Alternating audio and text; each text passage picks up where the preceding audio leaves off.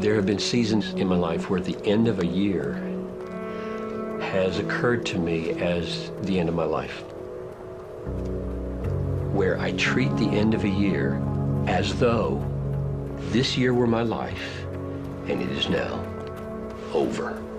Now I meet Jesus and I receive an account. And I think that can be tremendously helpful. It puts into perspective the priorities of the year, and you suddenly wake up and say, oh, I'm only pretending. I get another year. But year ends have had a very sobering effect upon me for assessing, mainly, have I lived up to what I teach? Have I pursued him with all my heart and soul? Or am I starting to begin to coast? Am I just getting lazy? Am I starting to enjoy stuff to the degree that Jesus is being diminished?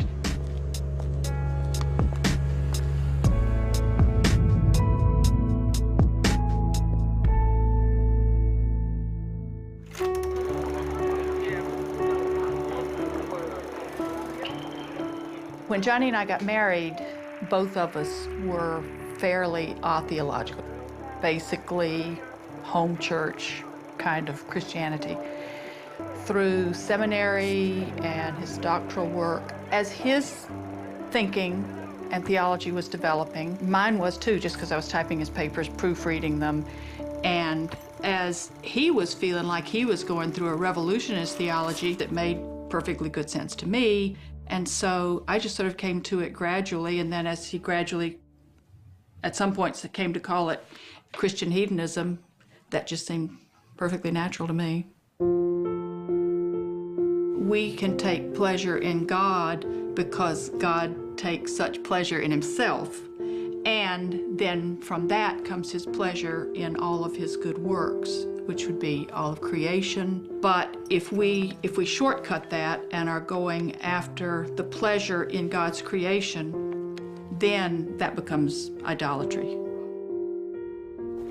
And every creation of ours, no matter how glorious it is just a small reflection of God's creative glory. And so it's possible that that poem I've written, or that apple pie I've baked, or the fact that I can make my house look almost neat, all of it all at one time, can give me so much pleasure that I'm going after just those things. Then it starts to be like what C.S. Lewis wrote about, Surprised by Joy, where you have a moment where joy comes on you suddenly, or pleasure comes on you suddenly, because this thing I was doing turned out so well, so much better than I expected.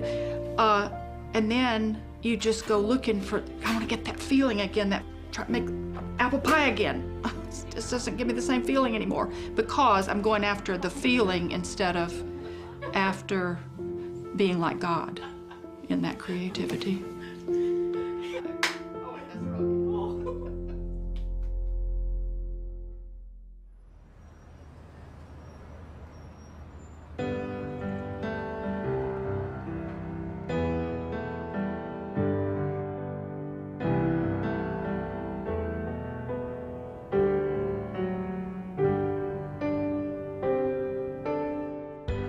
Back at that time, we needed a pastor. We got the news that Pastor John had come into the office and said, I want a church.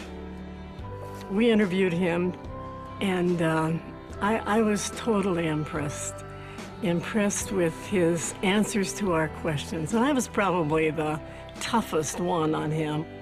He answered from the scripture, and I was fascinated. I was on staff when Pastor John was writing Desiring God. At our staff meetings, we would proof the book. So we had a little preview of it, and then of course he preached on it also. So we had a large picture of what that book was going to be. So it was exciting when it was finally published. Back then, Pastor John is virtually unknown. I mean, he was known as a professor at Bethel by his students, by the staff, but virtually unknown throughout the world. And that really launched the Desiring God Ministries. And then it's grown from there to what it is today, which is wonderful. I think Desiring God will grow. I think the more John writes and preaches around the world, I think people will catch the vision of what Desiring God means and stands for.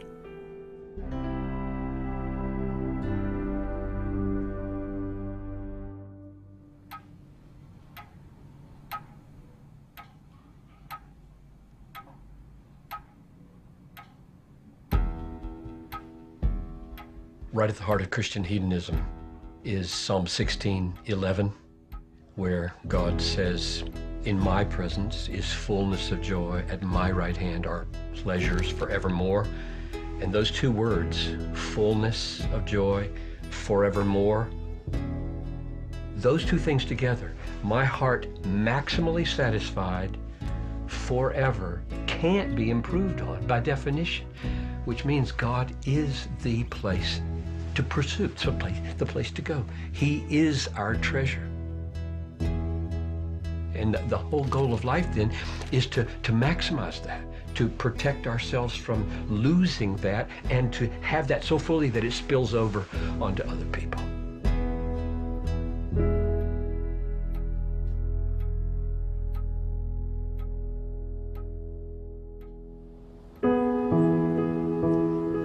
I believe with all my heart that for the Christian, the best is always yet to come.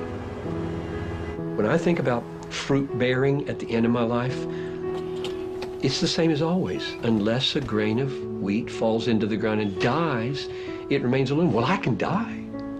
I can die. I should be better at dying at 60 than I was at 50 or 40. And so if I could learn to die to sin, die to fear, die to greed, I could come alive to new possibilities. I love the prospects that God has in front of us for desiring God. The world just crossed the 7 billion mark. Who can get their brain around that? And just symbolically, it means we have reached, with our message, which we think is so valuable, a tiny, tiny fraction of that group.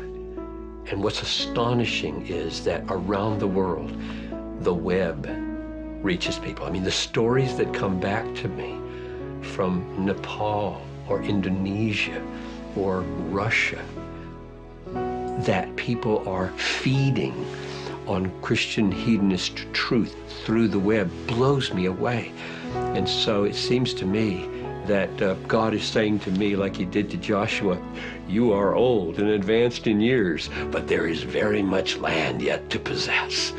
When I read that story of Joshua, I say, yes, Lord, thank you for talking like that to me. So I want to say with John Paul Jones, we have just begun to fight when it comes to reaching these 7 billion people with the good news of the gospel and the added good news that God is most glorified in us when we're most satisfied in him.